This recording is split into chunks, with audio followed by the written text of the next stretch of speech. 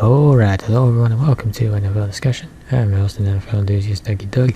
In today's episode I'm going to be discussing Monday Night Football, Week 15 of the 2022 NFL season. So this week of football featured the Rams with their second game with Baker Mayfield as the quarterback, and the Packers coming off a late season bye. And to be honest, this was maybe it was a bit of an entertaining game, but when you have the Monday night game and Monday Night Raw going on, and the football game feels a little bit slow, my attention span tended to go towards Monday Night Raw. Nonetheless, I paid enough attention to the game to see a lot of back and forth, some turnovers, and then the Packers kind of pulling away from the game, and the Rams not really being able to catch up. And with that, we'll go ahead and get right into the action, starting with the Rams. And well, it's kind of tough to blame Mayfield for his struggles in this game, considering he's been with the Rams for less than 2 weeks. Granted, he's had more time to, learn the offense and everything else. And also, Monday night exposed what has been known about the Rams this season, and that is their offensive line is a liability. Mayfield was under duress in this game, facing pressure on 38.5% of his dropbacks per next-gen stats. Mayfield also took 5 sacks in this game as a result of that pressure, some of which, though, could have been avoided by throwing the ball away. He did try his best to make the most of the O-line situation, but he's also playing a receiving core headlined by Van Jefferson, Ben Skowronek, and Tutu Atwell. Jefferson did, his job catching his only 2 targets for key conversions, but Atwell dropped a pass that could have ended up with him in the end zone. Granted, Mayfield might have underthrown that one a bit, but I guess you could go both ways there. Mayfield, though, he did make some strong throws in this game, but his decision-making issues continued to pop up in this game, so kind of, he had a good game, but you think about who he was playing and the Raiders, and well, the Raiders are an inconsistent team. 1 week they're good, 1 week they're bad. You never know what you get with the Raiders because they're so inconsistent, whereas with the Packers, well, they're not as inconsistent. They're either having a good game and winning, or they're having a bad game and they're losing. Kind of goes one or two ways right there. Kind of a step back for the Rams right here. I don't know how the rest of the season goes for them, and Baker Mayfield under center should be interesting to watch. K-Maker is starting to find his groove at running back, and it might be too little too late, but after spending much of the season wondering where the Rams running game was at, a problem that first surfaced in the postseason of last year, 2021, Los Angeles is, well, they appear to be finding some decent footing with Akers as their lead back. Now, he isn't getting any huge workload because the Rams haven't been in a good enough position to consistently run the ball, but a quick scan of his recent performances shows that he's finding some success despite the Rams' terrible situation up front. He's also making some explosive runs, something that has been rare for him this season. He tore his Achilles last off season, and I think that's a big thing with Cam Akers as well. That torn Achilles, it's such a serious injury. It's such a hard injury for a running back to come back from. They can do it, but it's a longer process, and I think for Akers, it seems like him getting his footing back is him kind of rounding back into form. It looks like his mark of 5.4 yards per carry this week is a high water mark for his season. After seemingly playing his final snap for the Rams earlier this year, Akers has turned things around and cemented himself as LA's lead back down the stretch. And perhaps even going into 2023, he might be their running back going forward into next season as well, provided that the earlier season issues are actually resolved and he is interested in continuing to play for the team. With this loss, the Rams are officially eliminated from postseason contention, but they've been out of it for quite some time. This team, they stumbled out of the gates, and they never really looked like the team of old since last year. As in terms of what happens to this team, I don't really think there's any major changes. I think GM, coach, and quarterback all stay the same. I don't think anything changes, but I don't know what they can do to try to reload this roster. I know they don't have a first-round pick. I don't know What else they have for draft capital? It doesn't look like they have a lot of money, spending money. I think $6 million is their spending money, so it's going to be interesting. They went all in with Matthew Stafford to win a Super Bowl. They won a Super Bowl, couldn't do it again, so now what do you do this time around?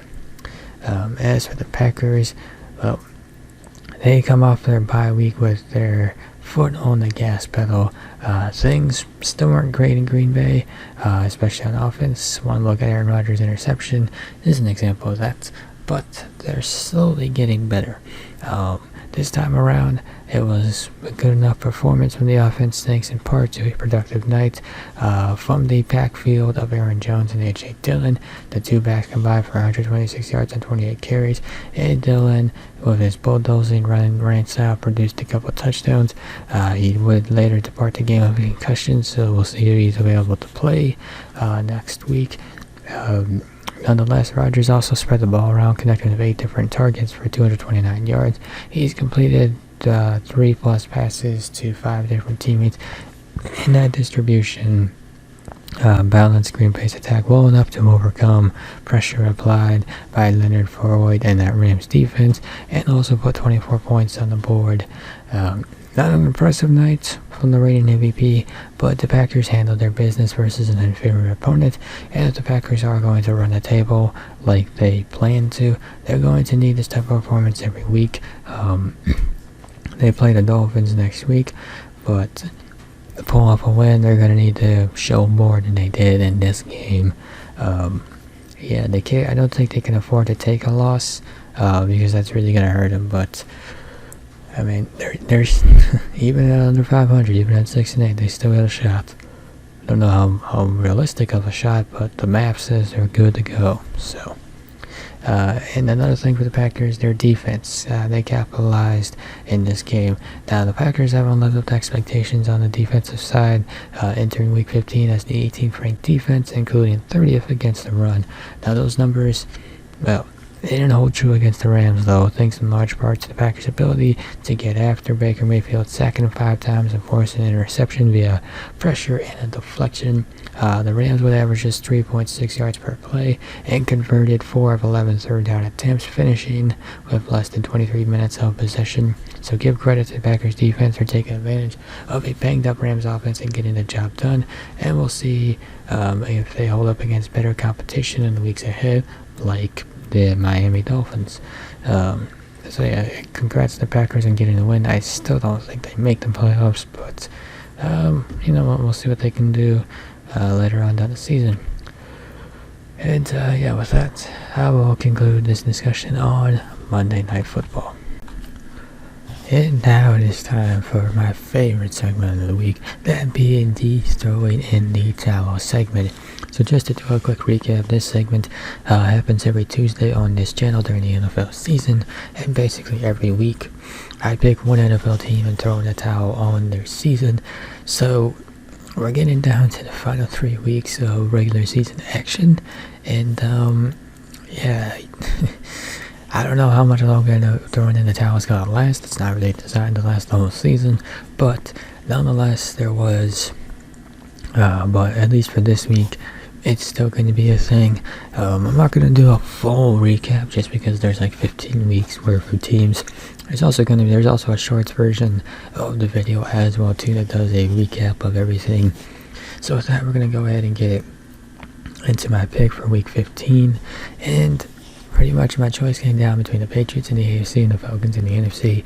And between those two teams, I went ahead and picked the Atlanta Falcons. So with their season spiraling out of control, the Falcons made a decision over their bye week to change quarterbacks to see if their rookie third-round pick, Desmond Ridder, could provide a spark. Did he do that? Yeah, not so much. In fairness to Ridder, it's hard to judge his long-term prospects on one outing, but he did just complete, but in that outing, he completed like half of his 26 pass attempts for less than 100 yards. And a shaky performance though it may have been, Falcons, well, they have little choice but to stick with him the rest of the way. Marcus Mariota, their starter, on an injured reserve of a knee injury. You're just kind of stuck with him. Then the Falcons met chances of making the playoffs, still mathematically alive, but they're realistically they're just about gone. The only way they could make the playoffs is if they could win the division, which seems likely given how bad the NFC South is, but I don't think with a rookie quarterback that they're going to make that push. And I think the primary goal for the Falcons over the final 3 games is to see whether or not Ritter is the long-term answer. Now, if he could somehow lead Atlanta to the division title, that would most certainly answer the question. But I think the better way for him to answer the question is to simply perform well over the final 3 games to at least give the Falcons something give the Falcons something. But I guess we'll have to see how he does over the final 3 games. And that is my team for Week 15, the Atlanta Falcons. And with that, I want to wrap up this episode of NFL Discussion. If you enjoyed this episode, be sure to hit that like button down below.